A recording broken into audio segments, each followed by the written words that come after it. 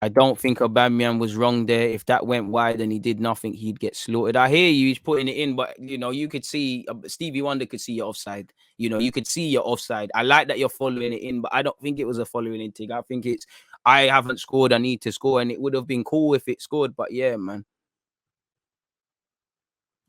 Nah, man, it's not arguing, it's debate. But I ain't gonna fight you lot for penalties, bro. Man, I'm talking about penalties to man. Nah, you can be a more complete striker, but in terms of striking the ball, I think it's Lacazette, Aubameyang.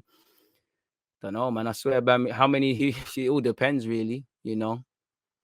I think the more personally, I hear the logic, but I think the more clinical man's the one with the most goals. Not the best of examples, but if you hire two assassins, who's the better assassin? The one that's had more targets and killed more people, or the one that he might just scheme on you a bit more and he might just kill you with one shot? It don't really make sense. And it feels like a bit of Lacazette overcompensating. Bro, Ainsley Maitland-Niles had a very good game, and I don't think you're gonna pull up any trees. If I'm honest with you, I don't think you're gonna pull up any trees badding up Watford. But fair credit where due. I think Ainsley Maitland-Niles had a good game. All you can do is when you get opportunities, give Arteta food for thought. I don't think you've played yourself into the Liverpool game. I don't think a lot of these things, but all you can do is take your chances. And he took it. He looked like a midfielder there. He had a couple of forward passes here and there. I think he played with a swagger. He showed good strength, leaning on man, taking man off the ball. Potentially a bit of dark arts in what Ranieri's waffling and crying about on Sarr. I think he had a really good game, Ainsley. And I know you want to play well for Arsenal, but he was moving like a man that I want to play in midfield. I don't care if there's Xhaka, Partey, Lokonga, three men that play above him. Me personally, I'm bringing two midfielders in between January and the summer, but he's shown that he can be an option there, and it is good for Ainsley. It's down to you to take your chances. Tavares, you was given a chance, 2-3 games ago, and you've taken your chances in all of them. Now, Tierney, for me, Tierney plays ahead of you every day of the week because I still believe in Tierney. But if we're keeping it trill and just looking off what a man brings to the table, you can't start ahead of him. There's no way on God's green earth you can really, if it was just based on form. So yeah, man, there's good problems now. It's too easy to pick Arsenal starting 11. So the more players that play well, the more problems are being asked of Arteta. The more I just complicate the manager's thoughts. That's all I want. Ainsley had a good game, but we still need a midfielder, in my humble opinion.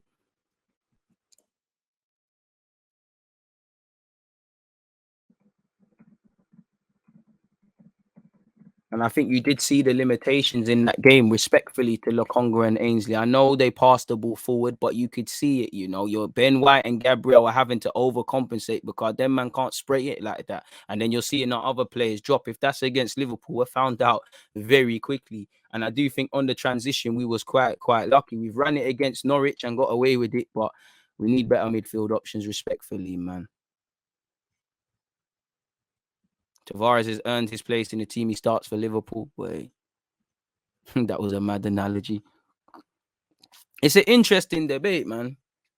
Consistency is key. Come on, you Gunners. Respect goes to Deluded, Gooner. I appreciate that. One love to everybody locked in, man.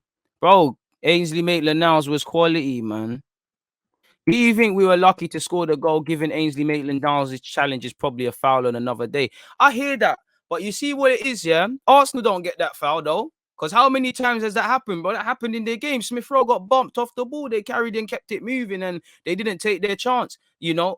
Listen, Ranieri, bare admiration for Claudio, but you're harping on about stuff. Just before it, the ball could have been put out. We didn't do it. You could say it's not sportsmanship, but just before that, Tufan, whatever his name is on the floor like a stripper. And Sarr, I might be a bit biased, but it looks like they've run into each other. The referee can see players gone on. Look at the reaction from the Watford players. Nobody's looking at Sarr and moaning at the ref about what's going on. Their hands in their head. They're vexed about the goal they've conceded. Rightly so. How many times have we seen that fuckery happen against Arsenal? When Xhaka is sent to Guantanamo Bay for any challenge he makes, rightly or wrongly, when Saka's leg got chopped off against Trent Alexander-Arnold, that's a mad things have happened to Pepe. We've seen Lacazette on numerous occasions, things have happened. How many times have we been zanged?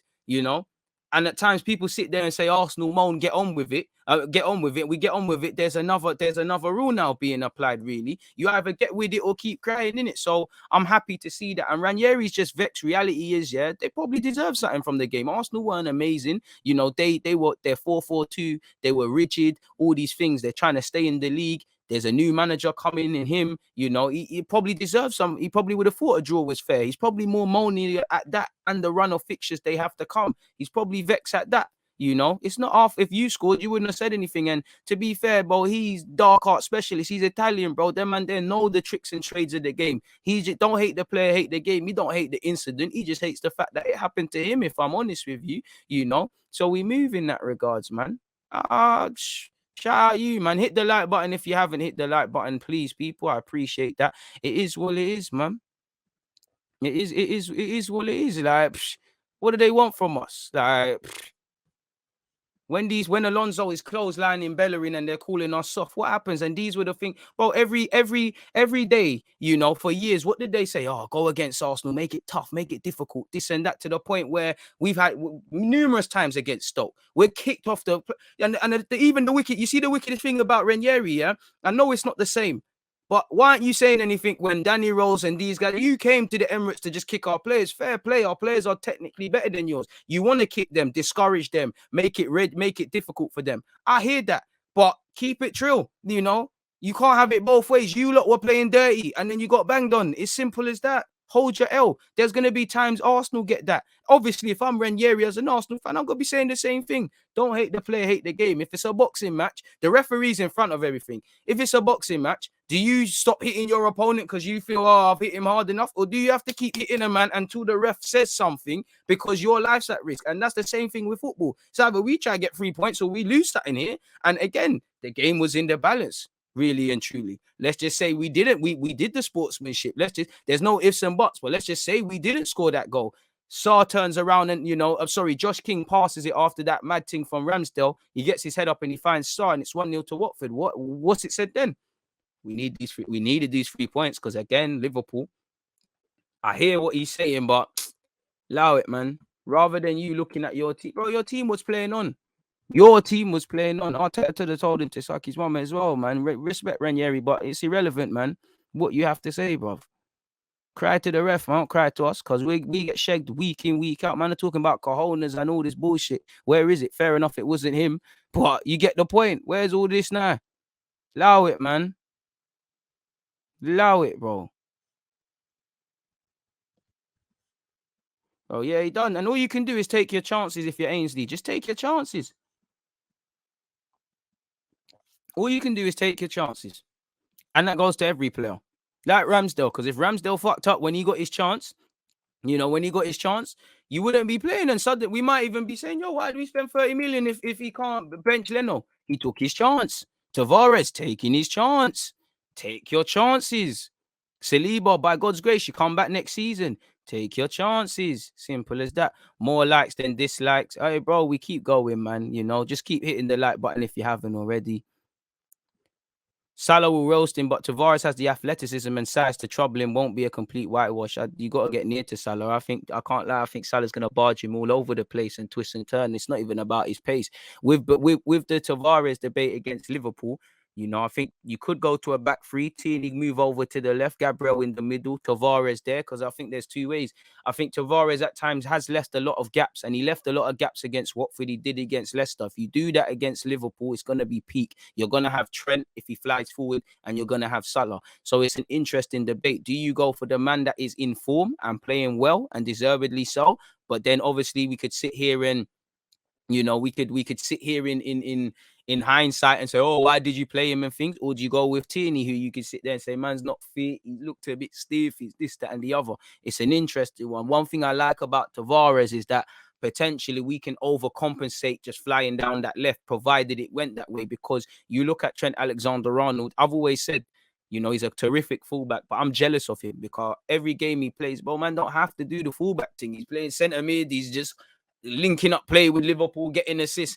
Make it a game he has to defend. And I think if naturally, if we're doing what we're supposed to do and Tavares is flying forward, like I said, we're going to have to mitigate against that risk. If he's flying forward as a fullback, you can't go forward too many times. And I don't know if it's going to be the Smith Rowe Tavares partnership because Smith Rowe's going to be narrow and stuff, but it is something to explore and something to consider. Me personally, I'm leaning towards Tierney, but that's probably what I'm on.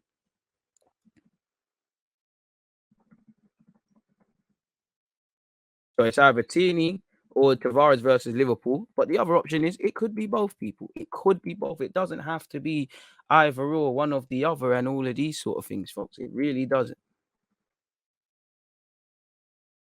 Longer is a liability, positionally naive, great potential, but we need a progressive midfielder. He'd be a great option if we play a defensive midfield setup. Bit harsh to call him a liability, but I do think I see where you're coming with. You're just saying what I'm saying in the harshest standard. I think he's good. I think he's shown it, but especially when it comes to just being a bit professional, I think he goes a bit. He don't know how to keep his standards. He goes a bit. He has a bit of brain farts. Pardon me. Big up yourself, Jasper, and all the Irish on behalf of you representing them. Amazing comments. I'd like to see Ainsley and Partey. I'm not really here for the Ainsley and Partey, Lokonga and Ainsley, Partey and Ainsley. I think we need to be able to do it. We need different tiers of midfield partnerships, expansive, too defensive, all others. But I just think, yeah, man, I'm not really trying to see it.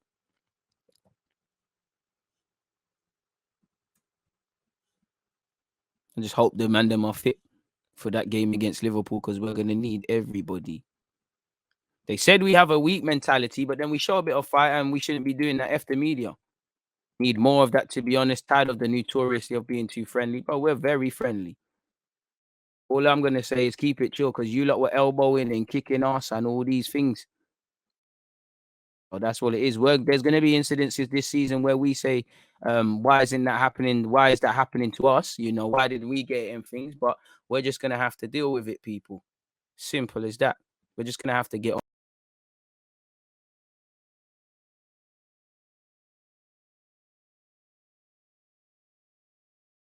The world just keeps spinning. We're just going to have to get with it. Ben White and Partey, allow me, man. Just let them keep their stability. The stability that we've got, just let it keep going, man. Just keep Ben White and Gabriel. When we get to a certain level, then I'm open to trying things, trying Ben White elsewhere. But I just think we've got a bit of stability. Let's just keep moving, man. Let's just keep it up, man. Let's not start putting square pegs in round holes. We're doing all right. Let's just let it stay like that. I hear everyone saying Tom